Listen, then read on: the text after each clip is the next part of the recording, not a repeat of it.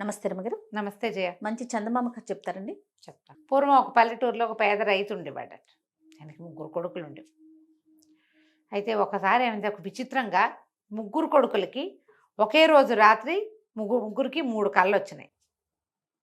విచిత్రమైనవి. అయితే విచిత్రమైన కళ్ళు అని చెప్పారు. తండ్రి శ్రద్ధగా ఒక్కొక్క కళ విని మీ సంగతి చెప్తాను, ఆ కళకి మంచి చెడో ఏదో చెప్తానని చెప్పండి అన్నాడు. పెద్ద కొడుకు కళ విన్నాడు. చాలా మంచి కళ వచ్చింది, నీకు చాలా అద్భుతంగా ఉంది, ఇది నిజమవుతుంది అలా చెప్పాడు. రెండో కొడుకు కూడా తన కళ చెప్పాడు. చెప్తే ఇది కూడా మెచ్చుకున్నాడు తండ్రి. మూడో కొడుకు నీకేం కళ వచ్చిందో చెప్పారా అంటే విచిత్రమైన కళ, నేను చచ్చినా చెప్పను అన్నాడు వాడు. చెప్పను అనేసరికి తండ్రికి చాలా కోపం వచ్చింది.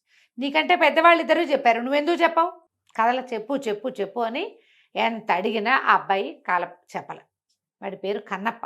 వాళ్ళ నాన్న ఏం చేసేట, ఈ పశువులు కట్టే తాళ్ళు ఉంటాయిగా, ఓ తాడు ఒకటి మెలిపెట్టి తెచ్చి చెప్తావా చెప్పవా అని చితకొట్టేట కొడుకుని. వాళ్ళిద్దరు చెప్పినప్పుడు నువ్వెందుకు చెప్పావు? ఈ లోపల ఏమైంది, ఆ ఊరు పట్టపు రాజుగారు, ఆ ఊరు రాజుగారు ఆ దారిని వెళ్తూ ఈ పిల్లాడు అరిచి కేకలు పెడుతుంటే, మరి దెబ్బలు కొడుతుంటే 18, 20 ఏళ్ళు వాడు అరిచి కేకలు పెట్టాడు. 10, 20 ఏళ్ళు ఉన్నాయి వాడికి. కొట్టేసరికల్లా ఈ కేకలకి ఆయన ఆగి, ఎవడు ఏమంటే పేదవాడు ఎవడో కొడుకుని కొడుతున్నాడండి అని చెప్పాడు బండివాడు. పద చూద్దామని లోపలికి వెళ్ళి, ఇంత కొడుకు ఇలా కొడతావా ఏమిటంటే, కాదండి వీడికి ఒక కళ వచ్చింది, విచిత్రమైన కళ వచ్చింది నానా అని చెప్పాడు. ఆ కళ ఏమిటో చెప్పడు వీడు. కళ దాచేసుకున్నాడు వీడు, చెప్పట్లేదంటే రాదన్నాడు. పిల్లడికి ఇంత పెద్దవాడు, వాడికి అట కేకలేస్తేట ఏనో భయానో చెప్పాలి, పని నేను చెప్తాను, నేను కనుక్కుంటాగా అని చెప్పి ఆ సంచి, ఆ బండిలో ఏదో డబ్బులు సంచులు ఉంటే చిన్న ఒక మూట పేదవాడి చేతులు పెట్టి, ఈ పిల్లాడిని మా ఇంటికి పంపించని కుర్రాడిని తన బండి ఎక్కించుకుని తీసుకుపోయాడు. ఆ కన్నప్పని తీసుకెళ్ళాడు.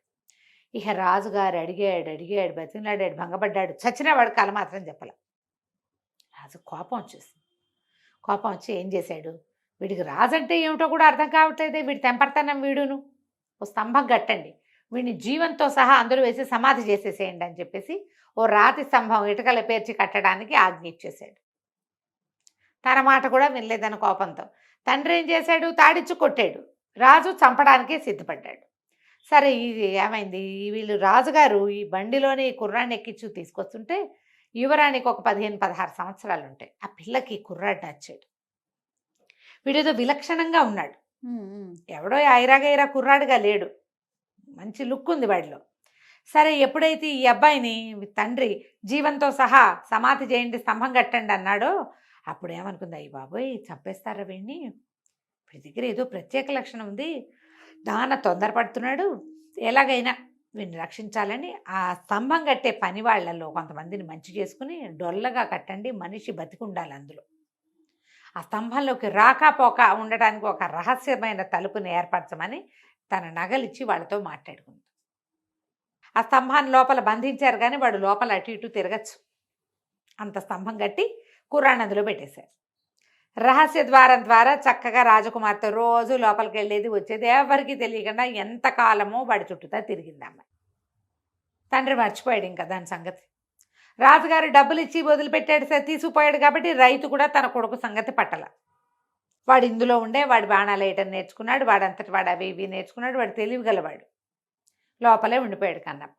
కొంతకాలం తర్వాత ఏమైందట, పక్క రాజ్యం రాజుగారు ఈ రాజుగారికి ఉత్తరం రాశారు, నేను మిమ్మల్ని జయించాలనుకుంటున్నా, కాకపోతే యుద్ధము అది చేసి వీళ్ళందరినీ జనాలందరినీ ఏడిపించడం ఎందుకు, నేను మీకు కొన్ని ప్రశ్నలు ఇస్తా, మా ప్రశ్నలకి సమాధానం చెప్తే, మా పజిల్స్ వాటికి సమాధానం కరెక్ట్గా చెప్తే మీతోటి యుద్ధానికి రాను, నేను వదిలేస్తా అని పంపించాడు.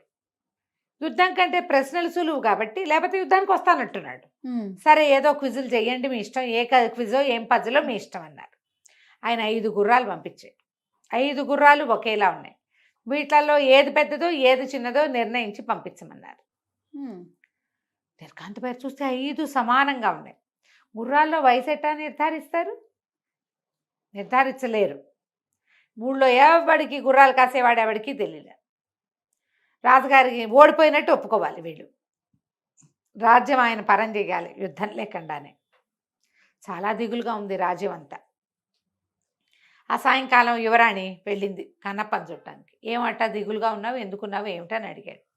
ఏమిటి ఇట్లా ఏదో సమస్య వచ్చింది, మా నాన్న ఏం చేస్తాడో తెలీదు, ఎవరి వల్ల అయ్యేలాగా కనిపించట్లేదు అనేసరికల్లా నువ్వేమన్నా చెప్పగలవా దీనికి సమాధానం? ఎందుకు చెప్పలేము, బ్రహ్మాండంగా చెప్పచ్చు, 5 సంవత్సరాల ఉలవలు తెప్పించమను. 5 సంవత్సరాలు పండిన ఉలవలు. ఆ, ఈ ఏడాది, ముందరేడాది, ఆ ముందరేడాది, ఆ ముందరేడాది, ఆ ముందరేడాది, 5 ఏళ్ల నుంచి ఉంటాయిగా ఉలవలు, అవునవును. పాత ఉలవలు. ఆ, 5 ఉలవలు తెప్పించండి. ఉమ్, దేనికి దానికి గుర్తుపెట్టుకోండి. గుర్తుపెట్టుకోమను. చక్కగా ఉలవలు నానబెట్టి ఉడికించండి, గుగ్గిళ్ళు చేసి పెట్టండి. వాటి వయసుల ప్రకారం తింటాయి అని చెప్పాడు. అవునో కాదో మనకు తెలీదు, కథలో ఉంది. ఓ అంతేనా, నిజం నా- కదా. నాకేం తెలుసు, గుర్రాలు గుగ్గిళ్ళ సంగతి నాకు తెలియదుగా. అవును అని చెప్పలేను నేను, కథలో ఇలా చెప్పారు. ఆ, సరే రాజుగారికి చెప్పింది, నాన్న ఒక మంచి ఐడియా ఉంది, ఇలా చెయ్యి నువ్వు అని చెప్పింది. చెప్పేసరికి కదా సరే ఏం చేశారు, 5 ఏళ్ల పాత నుంచి 5, 4, 3, 2, 1 సంవత్సరాల తేడాలున్న ఉలవలు తెప్పించి దేనికి దానికి ఎవడికి వాడికి వేరే మనుషులకు అప్పచెప్పి వాటిని చక్కగా నానబెట్టి గుగ్గిళ్ళు చేసి నెంబర్లేసి మరీ పెట్టారు. 5 గుర్రాలని వదిలిపెట్టారు. 5 గుర్రాలు వరుసగా తిన్నాయి. తినగానే ఏడాది పాతవి తిన్నదేమో ఏడాది క్రితం పుట్టింది. 2 ఏళ్ల పాతవి తిన్నది 2 ఏళ్ల గుర్రం. 3 ఏళ్ల పాతవి తిన్నది 3 ఏళ్ల గుర్రం. వరుసగా 5 ఏళ్ళు రాసేసి ఈ గుర్రం మీద దీని వయసు ఇదేని రాసి పంపించేశారు. రాజుగారు నిర్ఘాంతపడ్డది. అక్షరాల నిజం. వాళ్ళకి తెలుసు, వాళ్ళ రాజ్యం నుంచి వచ్చినాయి. ఓహో వీడు తెలివిగా ఉన్నాడు, ప్రజ్ఞావంతులు ఉన్నారు వీళ్ళ దేశంలో, వీళ్ళని గెలవడం కష్టం అని చెప్పి ఇంకో ప్రశ్న ఉందన్నాడు. మళ్ళీ 4 కొద్ది రోజులు పోయాక ఒక మాను ఇంత దుంగ పంపించాడు. ఇది ఒక చెట్టు నుంచి కోయబడిన దుంగ ముక్క, మాను ముక్క. ఇట్లా ఉంటాయి కదా చెట్ల మానులు. దీని మొదలేదో కొసేదో చెప్పాలి. ఇప్పుడు రోళ్ల కర్ర ఇచ్చారు నీ చేతికి, దాని మొదలేదో కొసేదో ఎట్లా తెలుస్తుంది? చెప్పలేకపోతాం. రెండు ఒకేలాగా ఉంటాయి. ఒకేలా ఉంటాయి. ఇవి కూడా ఒకేలా ఉన్నాయి. రాజుగారు తెల్లబోయాడు. రోజులు గడుస్తున్నాయి. ఊళ్ళో ఉన్న మేధావులంతా అయిపోయారు. ఈ పిల్ల కన్నప్ప దగ్గరికి వెళ్ళి అడిగింది, మా నాన్న ఇట్లా వచ్చిందంటే ఇట్లా వచ్చింది, దాన్ని ఎట్లా చెప్తామో తెలియట్లేదు, దీంట్లో మనం గుగ్గులు పెట్టడానికి దానికి ఏమీ లేదంటే దానిదేముంది, దీనికి ఇంకొక మార్గం ఉంది, కరెక్ట్గా మధ్యలో ఒక తాడు కట్టి వేలాడదీయండి. వేలాడదీయమను. చెట్టు మొదలు భాగం నుంచి తీయబడిన వైపు బరువు ఎక్కువ ఉంటుంది, వంగుతుంది, ఆ వైపు కొంగుతుంది. చిన్న డిఫరెన్స్ వస్తుంది. కోసేసినా కూడా దాంట్లో ఉన్న పదును, లైఫ్ మొదట స్టార్ట్ అయిన దాని పదును వేరేగా ఉంటుంది అని చెప్పాడు. సింపుల్గా చెప్పేశారు.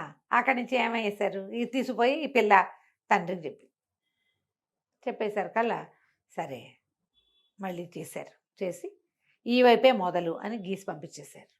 అది కూడా నిజమే అయింది. ఈసారి ఏం చేశారంటే, మేము ఒక మంత్రపు బాణం వేస్తాం, ఆ బాణాన్ని తీయగలిగేవాడు ఎవడైనా మీ దేశంలో కనుక ఉంటే అప్పుడు మీరే గెలిచినట్టు. మరి వీళ్ళకి ఈ రాజ్యం ఇచ్చేస్తారా వాళ్ళు? ఇవ్వరు. మేము లేకపోతే మేము మీద యుద్ధానికి వస్తాం. ఓహో, వాళ్ళది పెద్ద రాజ్యం, వీళ్ళది కొంచెం చిన్నది, యుద్ధానికి వస్తామంటున్నారు. సరే అక్కడి నుంచి ఏమెందుకు పెద్ద బాణం ఒకటి వచ్చింది. అది కోట గోడలో దిగబడి అసలు కోట కలిపేసింది, దాని మొదళ్ళు కూడా పెచ్చులుడిపోయింది గోడంతా, గోడలో దిగబడింది. సరే అయ్యి కన్నప్ప దగ్గరికి వెళ్ళి, నీ వల్ల అవుతుందా? నా వల్ల అవుతుంది, చేయగలను అన్నాడు. చేయగలనంటే పెళ్ళి ఏం చేస్తుంది, నాన్న దగ్గరికి వెళ్ళి, నాన్న నాకు నిన్న రాత్రి భలే కల వచ్చింది, నువ్వు ఒక స్తంభం కట్టించావు కదా, ఆ స్తంభంలో ఒక యోధుడు ఉన్నట్ట, వాడు ఈ మంత్రబాణాన్ని పీకగలడని కల వచ్చింది నాన్న నాకు అని చెప్పింది. రాజుగారు చాలా డెస్పరేట్గా ఉన్నాడు, కళ్ళకి ఇల్లు ఒప్పుకునే పరిస్థితిలో లేడు. కానీ ఇప్పుడు ఇంకో దారి లేదు. మామూలుగా అయితే ఆయనట ఉండడు పాపం, కళ రావటం నీ మొహం అనేవాడు. కానీ ఇప్పుడు ఏదో ఒక దారి కావాలిగా, డెస్పరేట్గా ఉన్నాడు, కళ్ళని నమ్మే పరిస్థితిలోనే ఉన్నాడు ఆయన. ఏం చేశాడు, సరే ఆ స్తంభంలో కన్నప్పని పాతి పెట్టాం మనం అన్నది మర్చిపోయాడు, సజీవ సమాధి చేశారు, గుర్తులేదు. స్తంభం పడగొట్టండి రా అన్నాడు. స్తంభం పడగొట్టేసరికల్లా ఆ పడగొట్టిన దాంట్లో నుంచి ఒక వీరుడు లేచి వచ్చాడు. ఇప్పుడు 4 సంవత్సరాలు అయిపోయింది. 20 ఏళ్ల పిల్లని పెడితే వాడికి 24 ఏళ్ళు వచ్చినాయి. వాడు వచ్చి ఆ మంత్రప బాణాన్ని అవలీలగా లాగేశాడు. లాగేసి మళ్ళీ ధనుసుకు సంధించి ఆ అవతల రాజుగారి కోట కూడా కొట్టేశాడు మంత్రం చదివేసి. అందరూ ఆశ్చర్యపోయారు, వాళ్ళ కోట కూడా కదిలిపోయింది. సరే ఆయన చాలా ఆశ్చర్యపోయి, మరి మీ దగ్గర ఇంత యోధులు ఉన్నారని నాకు తెలియదు, ఆ యోధుని ఇక్కడికి పంపిస్తే వాడికి సన్మానం చేసి మీ మీదకి ఎప్పటికీ రానుని ఒక కాగితం రాసిస్తా మీకు, వాడిని పంపించండి అన్నారు. ఈయన ఇప్పటికీ రాజుగారికి వీడే కన్నప్ప అనే సంగతి గుర్తే లేదు, తెలీదు. ఈ యోధుడు వేషంలో ఉన్న ఈ కుర్రాడికి ఏం చెప్పాడంటే, ఎదురుగుండా రాజ్యం వాళ్ళు, మన పక్క రాజ్యం వాళ్ళు నిన్ను రమ్మంటున్నారు అనేసరికి ఈయన డౌట్ వచ్చింది వీడికి. ఇప్పుడు 3 పరీక్షలు అన్నారు. 3 పరీక్షలు అయ్యాక మీ యోధుడిని మా ఊరు పంపించండి అంటే ఏం చేస్తాడో వీడు అని చెప్పి సరే తనలాంటి వాళ్లే 10 మందిని తయారు చేశాడు. అందరూ వీడిలాగానే యోధుల వేషం వేసుకుని 10 మంది వెళ్ళారు. వెళ్ళేసరికి అలా రాజు ఏం చేశాడు, ఆ యోధుల్లో వీడిని కనిపెట్టి కత్తి దూసి చంపేద్దాం అనుకున్నాడు. ప్లాన్ అది. ఈ 10 మంది వెళ్ళేసరికి అలా కత్తి సిద్ధంగానే ఉంది ఆయన దగ్గర. ఎవరిని చేయాలో తెలియపోతే కుర్రాడు ఏం చేశాడు, కన్నప్ప తనే ఒక్క దూకుతో రాజు మీద దూకేసి ఆయన చంపేశాడు. ఇప్పుడు వాళ్ళని సన్మానం చేయడానికి తీసుకొచ్చారు. 10 మంది లైన్గా నుంచున్నారు. రాజు వాళ్ళ దగ్గరికి వెళ్ళాడు. ఏ అంగరక్షకులు వాడిని కాపాడతారు రాజుని? వెళ్ళి వాళ్ళ సందులో నుంచుంటే అవునుగా గుంపు వాళ్ళు ఇట్లా నుంచున్నారు. వాళ్ళ మధ్యలోకి వెళ్ళిపోయాడు. మధ్యలోకి వెళ్ళేసరికి ఈ కన్నప్పకి మిగిలిన వాళ్ళు కాపు కాసేశారు. కన్నప్ప ఏమో రాజుని పొడి చేశాడు. రాజు వాళ్ళంతా ఆశ్చర్యపోయారు. రాజు చచ్చిపోతే రాజుని చంపిన వాడే రాజు. వీళ్ళ పీడ విరగడైపోయింది. మళ్ళీ కన్నప్ప వెనక్కి వెళ్ళాడు. రాజకుమార్తె, నాన్న ఇతను ఫలానా వాడు, నువ్వు కాలొచ్చిందని చెప్పితే నువ్వు కాలు చెప్పలేదని పోట్లాడావు కదా, అతనికి వచ్చిన కళ ఇదే. ఇందులో రాజకుమార్తెను పెళ్లి చేసుకోవడం అనే పాయింట్ ఉండి నీకు చెప్పలేదు, అందుకే తన కళను దాచిపెట్టాడు. ఇతను ఫలానా వాడు అని చెప్పగానే రాజు ఆశ్చర్యపోయి ఆ కన్నప్పకి తన కూతురునిచ్చి పెళ్లి చేశాడు. పక్క రాజ్యం కూడా వీళ్ళ రాజ్యంలో కలిసిపోయింది. కళ దాచిన కన్నప్ప. బాగుందండి. కథ కంచికి మనం ఇంటికి. నమస్తే రమ్య. నమస్తే. సుమన్ టీవీలో మీ పర్సనల్ అండ్ బిజినెస్ ప్రమోషన్స్ కోసం కింది నెంబర్కి కాంటాక్ట్ చేయండి.